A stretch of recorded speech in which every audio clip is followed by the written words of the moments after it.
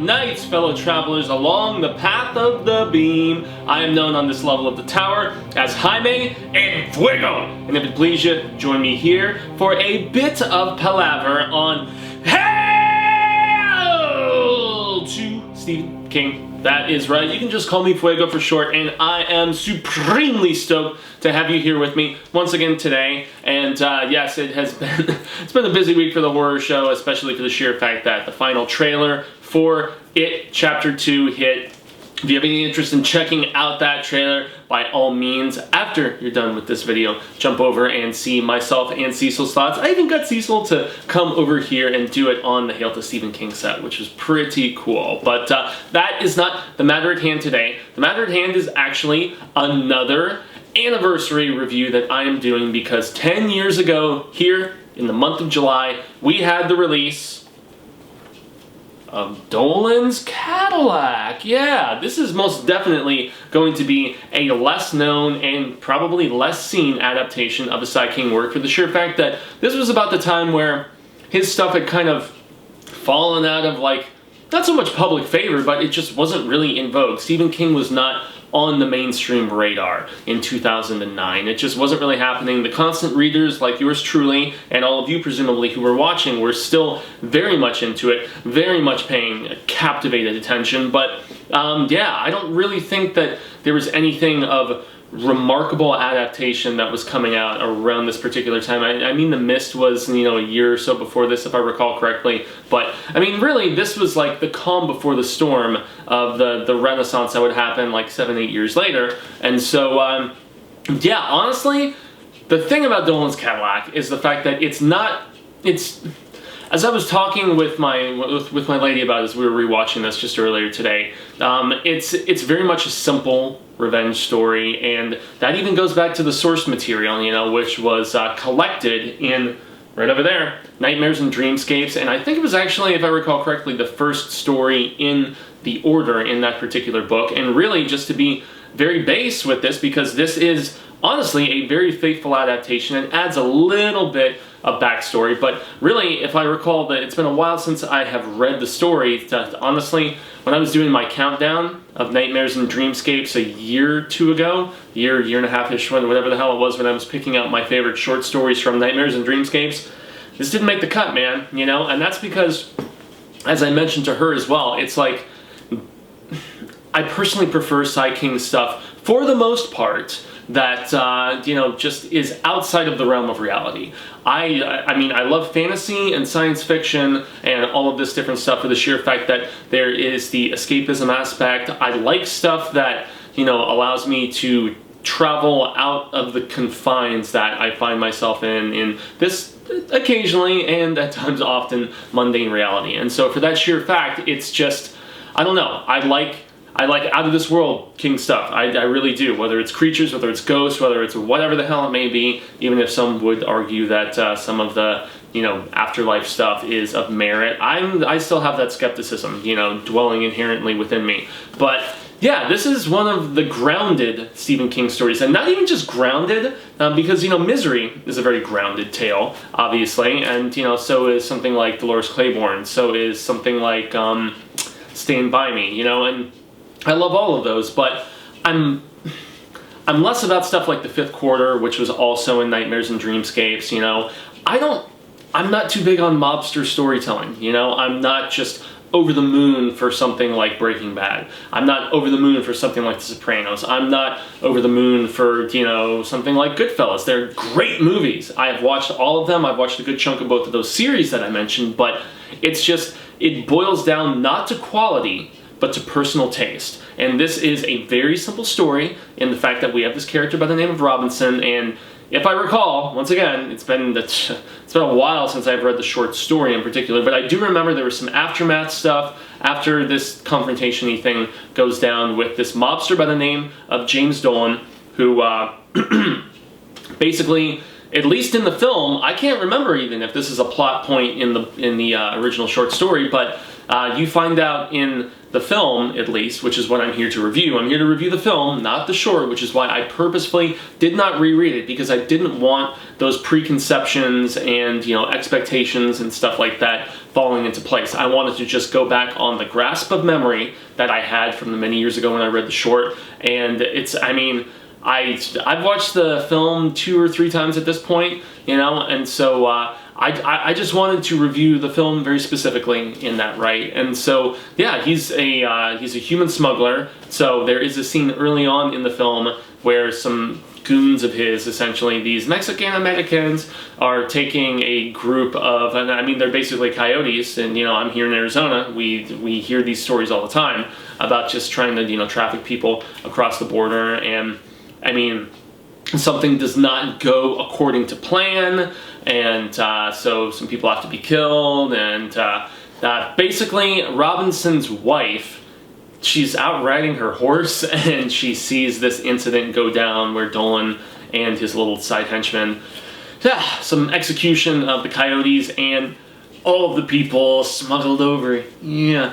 There's some killing going down, and yeah, it's grisly and gross and everything, and so she immediately goes, reports the entirety of the process, and gets the gears turning, you know, because she sees, like, license plate and stuff like that, which really makes you wonder. It's like, don't you think he would have his vehicle, you know, under somebody else's name or something that wouldn't be directly connected to him? I don't know. That's one of the aspects where you're just like, not every bit was thought out, perhaps, you know. If he has, like, in the short story, his car is, like, armored against, you know, because he's a Las Vegas mobster, you know, and if he has people potentially trying to kill him, go after him, rival, you know, cartel, mobster, whatever, you know, don't you think he would probably, I mean, I don't know, maybe there's just this audacity about him, which he is written as such, you know, where there is this essence of arrogance to him, and, you know, I don't know, maybe he thinks he's untouchable, and so that's why he's not trying to hide in the shadows, you know, he just very, you know, bombastly, like, puffs his chest out and whatever. He's like, you can't touch me. So, I don't know, I guess I kind of explained how you would try to justify it right then and there here in the midst of this live video, but so yeah, she gets the gears turning, and they don't have enough evidence to really nail him, and lo and behold, this happens in the first, like, 20 minutes of the film. I'm not trying to super spoil it, but this is the plot, like, just beat that makes this become a revenge story, which is what's really important to keep in mind.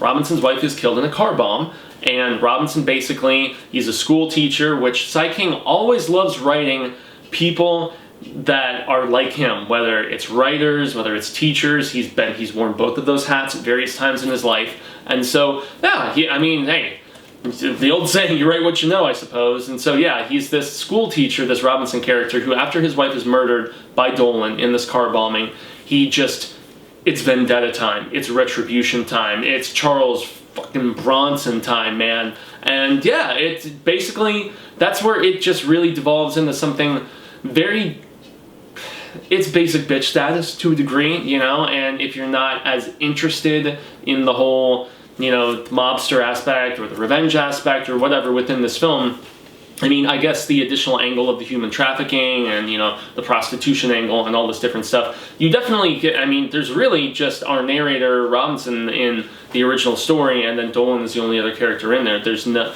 I can't even remember if there's lines from other characters in it. In the film, you know, which is around 90 minutes, you get more of that, obviously, and it's not a poorly acted film. Our two leads, Christian Slater, who plays a terrific douchebag. I mentioned this to my lady. I was like, yeah, he plays a scuzzy guy, like, really, really well, especially with all his new cap teeth that have probably happened in the last, like, decade or two. You know, he just looks very, very slimy, you know, and boy, he looks so much like a young Jack Nicholson. It's crazy to me. And yeah, he plays a great bad guy in this, and he really just, he embraces the role with open arm. And then you've got Wes Bentley, who everybody, probably myself included, remembers him as the kind of love interest, you know, aside from Kevin Spacey, of Mimi Suvari in American Beauty. He was the weirdo who, you know, wore the beanie all the time and was, like, videotaping the beauty of the plastic bag blowing in the wind. And then he was also on a few seasons of American Horror Story, which I thought he was terrific on. Boy, he was in Interstellar, he was in Hunger Games. Wes Bentley's been in a ton of shizzle.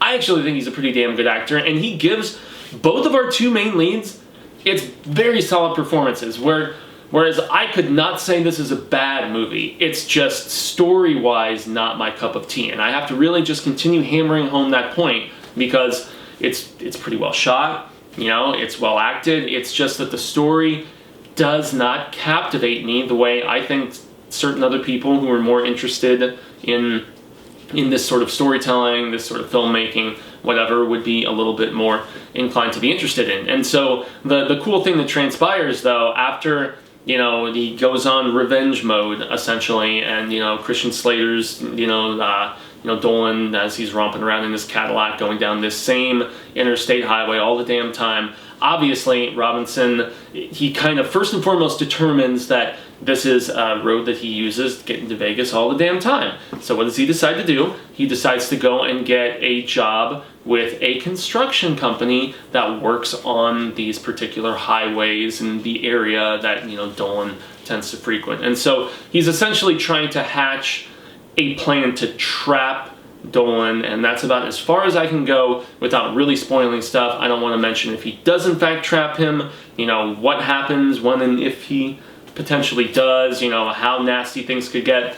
An interesting face that I saw in this, though, I hope it's here on the back. Oh boy, what is his name? Well, god damn it. Well, it's not on the very back. I want to say it's Aidan Levine, maybe. I'm probably totally wrong, but he's just one of the guys who appears in a few scenes about halfway through the film where they're just going over some of the boy, they don't even call them merchandise. They call them it's totally eluding me, the terminology that's utilized, but they're basically just describing these women, you know, that they're using for sex trafficking as like units, as like just, you know, pieces of inventory, essentially. It's really appalling and disgusting. And yes, this guy who, you know, he's involved in seedy, organized crimey, whatever type stuff, he is actually the lead in I'll Take Your Dead, which is from, you know, the Black Fonz film peeps that I have been singing the praises of ever since, oh boy, The Heretics, about a year or so ago. He's great in the couple scenes that he's in, but damn, if you guys, just side note, if you haven't seen I'll Take Your Dead, it's one of the best movies, not just of the scarific variety that I've seen the entire year. That particular actor plays a guy who is like, he's a body disposer. Mobsters and organized crime people and just skeevy slimoids, they bring people they've killed to him, and he like melts down and disposes of bodies, and it takes an interesting turn. And there's terrific performance from a young actress in that plays his daughter. Oh boy, it's such a great film. But I digress. Yeah, it's well thought out. It's a very solid movie, more so than I even remembered as I threw on the Blu-ray. But it's just, you know, once again, not as much my cup of tea. I'm directed by Jeff, what is his name? Jeff Beasley. He's done some TV stuff here and there, but he is nobody of note. The connection I do have to mention here, especially since I have been finishing for our review next Saturday, Kingdom Hospital, which was Stephen King's adaptation of the Lars von Trier for ABC back in 2004, celebrates its 15th anniversary this year, which is why the book of the month a few months ago was the Journals of Eleanor Druce, I believe it is. And so, yeah, Richard Dooling, the guy who scripted this adaptation, he co-wrote 5 episodes of Kingdom Hospital with Cy King, and then he also was the ghostwriter responsible for the Journals of Eleanor Druce. So he had the King connection, and he really very faithfully adapts this, adds in some additional, you know, just beats and fleshes out information that wasn't in the source material. The one thing that they do not do is have that aftermath stuff that I mentioned after the inevitable confrontation transpires. Once again, not spoiling anything, but there is like interesting news coverage, I guess, in the short story. So what I would probably recommend, as I always do in these situations, I always say watch the movie first. Watch the movie first. Watch the miniseries first. That goes against the grain of what a lot of people proclaim. And I just really feel like it gives you a good basis, you know, of like character, motivation, all this other stuff. And more often than not, you're going to get a director's cut or just an expanded story. Not so much in this case, maybe, or at least not not in the middle-ish portion, in the early portion. That's all pretty faithfully done. They expand upon that stuff in the film. But if you want epilogue, if you want afterplot, I mean, I don't know, especially with these Psy King shorts, you'll see things expanded on one side of the table, and then, you know, just, you know, also on the other side. So, Dolan's Cadillac, 2004, Wes Bentley and Christian Slater, came out in July of 2009. 10-year anniversary, that's what this discussion was all about. Music isn't really anything particularly memorable. I mean, one interesting thing that I do have to mention as well is that despite being in Las Vegas, you know, or at least supposedly, as I laughed about as we were watching the credits at the very end, we're just like, oh, filmed in Canada. Surprise, surprise. And yeah, just all too often, doesn't matter where in the United States you're trying to mimic, so much is outsourced. It's just crazy to me, those tax breaks that they have in so many of the provinces up there. I think they're provinces, if I'm not mistaken.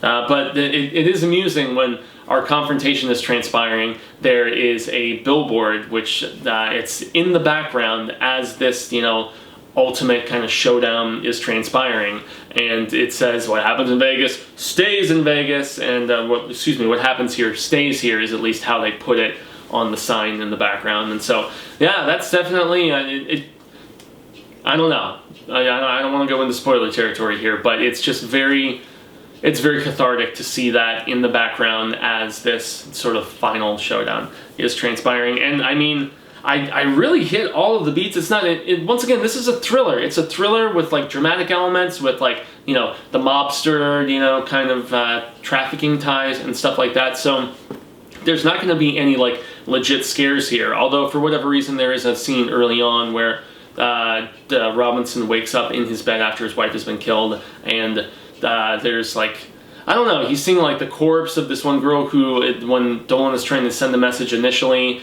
and he puts this dead, you know, immigrant that was being smuggled over in their bed, and her lips are sewn shut.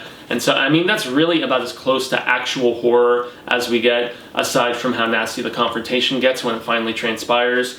But, I mean, hey, once again, personal taste, everybody. The acting is good here, and the story, while simple, is effective. But personal taste, once again, really goes a long way in this shorter form of storytelling. I mean, it's less than 90 minutes, and yet it's funny how I cannot get as jazzed about stuff like this, or the fifth quarter, or whatever, but yet I really love, you know, Mr. Mercedes, which is completely within the realm of this reality, and it just, I don't know, it felt a little bit more creative, perhaps, you know, and, you know, no supernatural elements whatsoever in that particular story. So what are you going to say? But at the end of the day, if just the sort of just back and forth and dynamic that I mentioned with two very solid actors who do very well and have an interesting cat and mouse aspect going down, if this story first and foremost is not one that you have heard about, I definitely recommend checking it out if it's the type of tale that intrigues you, okay? Because I really think, especially the last 20 minutes of this movie are very solid. They're very effective. And it's interesting to see Bentley's just descent into obsessive madness, basically, as he's trying to get together this plot to, you know, get back at this man who took away, you know, what he loved more than anything else. And there's one thing I can't spoil here that just makes, I don't even think he knows, but it just makes this loss 100 times more horrible when you take it into the proper context. So once again, Dolan's Cadillac. I don't know if it's streaming on any services right now, but if you Google, you will definitely just Google Dolan's Cadillac movie, and if it is streaming on anything, you can definitely watch it there, which would be cool. Make sure to check out, you know, like Vudu and Tubi and, you know, Hulu and Crackle. I mean, there are so many different streaming services where you can often even find things with commercials and still watch them for free. Dolan's Cadillac may be on one of those. And yeah, you could obviously VOD it probably for like $3, maybe $4 total, or you can just track it down and purchase it if you're one of those Cy King crazoids like me that just has to own every adaptation that has ever been done of his work. So that's going to be the end of it for today, everybody. A slightly shorter episode, but still one that I am so very stoked for anybody who popped in here. I've been Jaime and Fuego. I am the disheveled Dolan, at least today, hence the schnazzy attire. You can find me on all social media sectors like Twitter, Instagram, Facebizzle, and YouTubies here on YouTube, but also on Fuegotainment, which is where I have my own personal channel where I cover things that are not of the scarific variety. I just got done putting together a review of the Jungle Book that is going to be going up this weekend, as well as a very interesting little indie called Wild Rose, which is probably one of my favorite films of the entire year. I've seen a lot of music movies this year, including another one called Blinded by the Light, which is a Bruce Springsteen kind of inspired film. That review is going to be popping up very soon. I also have reviews of Yesterday and Rocket Man from earlier this year, if you want to see other music related stuff. But I mean, Jay and Silent Bob Red Band trailer reaction, lots of Star Wars coverage for this year, where we're going to see episode 9 in December. I mean, on Fuegotainment there is a ton of stuff to check out, so see the little logo right there that just magically popped up? Just search Fuegotainment and make sure to like and share and subscribe on the content over there. So yes, you can show me a little bit of appreciation. It is supremely appreciated. But obviously, you're here on the Horror Show Constant Readers, and so make sure to share this video with the #Tizzle. Hail to Stephen King. That is supremely appreciated as well. And here on the Horror Show, besides the King covers that I do weekly now, used to be twice a week, but we have scaled back our stuff because there's big things brewing here with the Horror Show. But we always do at least an episode a day, sometimes 2 in certain circumstances, including here on Saturday. And yes, every spectacular Saturday, hail to Stephen King. But the rest of the week, you will see everything from trailer reactions to reviews of film, comic books, novels, television series, as well as unboxings, video game let's plays, convention coverage, all kinds of rad status stuff. And lastly, I also have to mention that every Monday, 6 p.m. Pacific, 9 p.m. Eastern Standard Time on the Willis Greedia YouTube channel, you can find me doing a show called Show Business, #Tizzle. Once again, show business in this particular variety. And yes, CP, the showrunner on Willis Greedia, and Lindsay, the 3 of us get together every Monday evening and we discuss the previous weekend's box office, and then we look ahead to the upcoming, make some predictions numbers-wise, break down all of those digits and stuff, get all mathematical with it, and then we do have some amusing palaver that pertains to, just some of the bigger news stories of the previous week in the world of film. So that's going to be the end of the road, at least along the path of the beam for today. So I'm going to give my typical sign-off and say until the wheel of Ka comes around once more, hasta luego, cinemigos and constant readers alike. I hope that we get to share palaver sooner rather than later about Cy King. And until that instance occurs, remember to stay scared. And you know, read Stephen King, but after you've watched DOLAN'S CADILLAC. You know, if you're down with that sort of story.